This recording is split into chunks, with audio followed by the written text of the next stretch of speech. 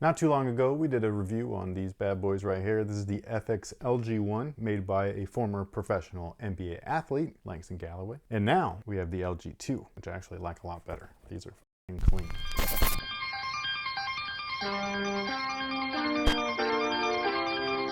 Yo, what's good, guys? My name's Chris. Welcome back to the official WearTesters.com YouTube channel. Today we got a detailed look and breakdown on these potential bad boys right here. Actually, I'm gonna throw away the potential part. The stuff that's on this that would make or break the shoe, like the traction, the cushion, support, stuff like that, is all the same from the LG1. So, bad boys they are. That's high praise. This is a brand called Ethics, and they're fairly new to the scene. This is only their second shoe, and I will say that everything about them is actually ethical, all the way from, you know, the way that they manufacture, the factories that they hire to manufacture, the materials that they use, whether it be the glues or the actual materials of the upper or the build, and also with their shipping and everything. So this is the shoe box, and it's actually the shipping box. Unlike the other guys where they talk about their move to zeros, where it all feels like more of a marketing thing than actually like helping the environment. This does not feel like that. So we've got like recycled paper inside there. You've got a little bit of inspiration inside of there where it's got like, you know, what ethics kind of means. There's also more on the outside as well. And then inside you can see the initial concept of the shoe, which is dope as well. And with my order, I actually got the receipt or the purchase order and all that stuff packaged with it. And inside there, he individually signed each one. Cute. I know, isn't that dope? Like, who else does that? Nike's not giving you handwritten letters. You can't even get on to get a damn shoe.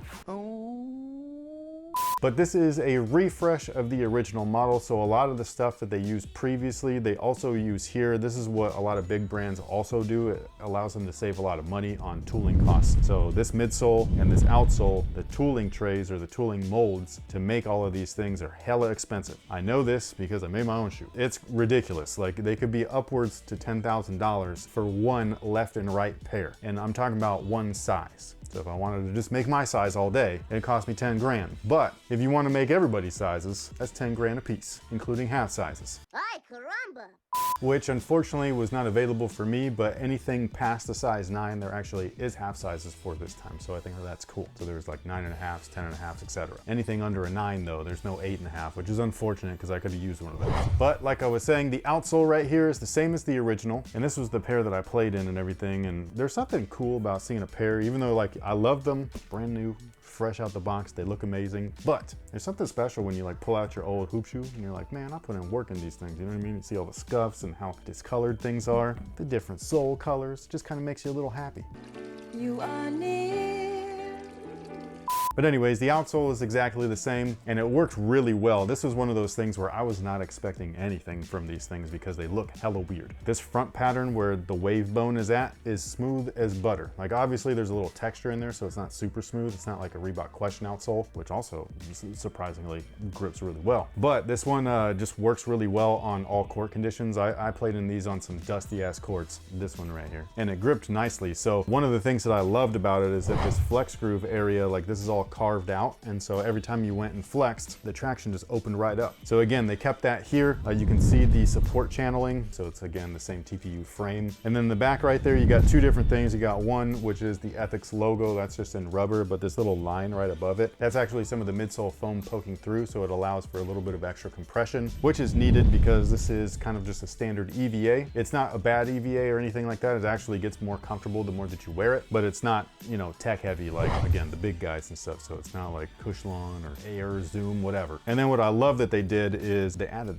splatter print. Dude, you do that to anything, I'm a sucker for that. So I just really like the way that it looks. I think it's clean. I really like that it's along the entire midsole, outsole, and the support piece as well. So I really dig that. It's a nice little touch, at least on this colorway. I don't know if it's gonna be on all of them. Now the upper is where things really start to shift. So you can clearly see that. Not only are there a little bit more panels, which I love because it just brings more depth to the design, but they also did what I just love, and they just chopped the top off, man. The build though is very similar, at least looking, to the original model. So we still got kind of all that ribbing look. All of those stitches and additional threads add extra support, so it allows that material to do what it's going to do, which is maintain a already broken in feeling, but not losing any of the structure or the strength throughout the shoe. Especially since that one like main layer, that whole main base with all the extra stitching is kind of like a nylon material, so it's lightweight, it's a little breathable, it's very flexible. comfortable. Yada, yada, yada. So adding all that stitching on there is going to be a good move. All of the overlays though are synthetic suede, and I love it because one, again, they're not trying to be something they're not. They're not like, no, we're not going to make a premium shoe out of cow or pig or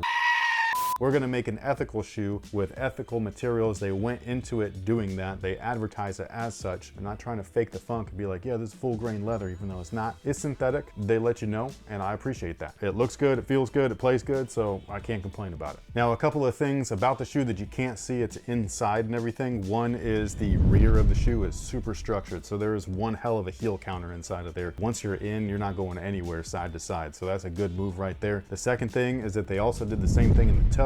I don't love that. So this is very firm up here. It's super stiff. It allows still for the shoe to flex. It's just that there's a very firm, like it's hard, man. And so if I was gonna jam my toes up there and stuff like that, like it probably wouldn't feel great. So yeah, I wish that this was a little bit more pliable, but I love it in the back.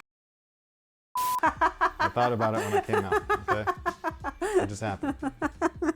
I will say though that I love the implementation of their logos this time. Like it's very small and subtle on the tongue and everything, but on the back it's like right there, but it's clean, you know what I mean? So I really like it. This one was also in the back, but not too noticeable, so it just kind of looked like a generic shoe. This one you could tell, like, yeah, bro, these are Ethics. Surprisingly though, they come with extra laces, so if you don't like the violet, you wanted to match the green, you could do that, so I like that. And the insole, for those of you guys wondering, is very similar to the original, so it's kind of a denser ortholite style of foam. The dark blue stuff is not as bad as the really light blue stuff. If you see that light blue stuff, throw it away. I'm just kidding, you don't have to. I'm just saying, like, just to compare, that one's not as good as this one. Still not great, but obviously it's replaceable, so you could take this out and put in any type of insole that you'd like. Inside though, there's an additional layer of foam, so I really like that. That's actually something that I see a lot with overseas brands or Chinese brands, where there's just tons of layers of cushion and stuff in addition to the actual midsole cushioning, and that's what they've done here, which I think is a great move as well. Now, as far as sizing is concerned, the original model fit really big to me. I was able to get away with it mainly because the lacing structure, like all of this internal lacing, really kept my foot on the footbed, and then the 3 eyelets at top really sucked my foot into the back of the shoe, so I was stable from that sense. This one is not quite as bad, but I still wish that I could go down half a size, so that is what I would recommend for most people. So if you wear a size 10.5, I'd order a 10. If you wear a 9.5, I'd order a 9. If you wear an 8, though,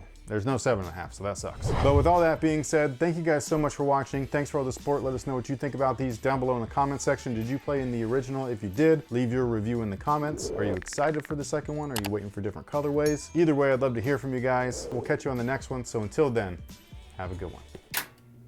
So if you wear a size 10.5, I'd order a 10. If you wear a 9.5, I'd order a 9. If you wear an 8.5, add an insole, because there's not one. If you wear an 8.5, you can get an 8. I just if you wear realized an that. 8, then you're kind of SOL. Yes, let me redo that. If you wear an 8.5, go down to an 8. If you wear a 7.5, well, that sucks. No, you can go to a 7. I'm tired, babe. I got another shoe to do.